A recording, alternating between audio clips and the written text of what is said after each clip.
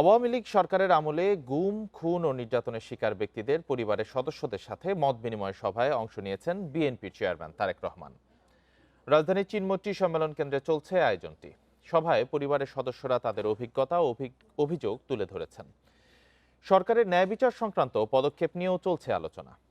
কর্মসূচিটি আয়োজন করেছে আমরা বিএনপি পরিবার ও মায়ের ডাক। আমরা বিএনপি পরিবার নানা ধরনের সামাজিক কর্মকাণ্ড পরিচালনা করে থাকে।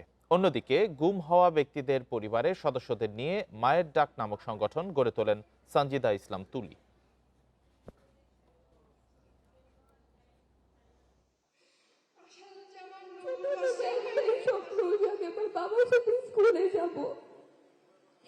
কিন্তু এখন পর্যন্ত আমার এই স্বপ্নটা পূরণ হচ্ছে না।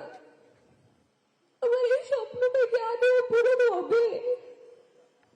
আমার ভাই কি বাবার মুখটা দেখতে পারবে?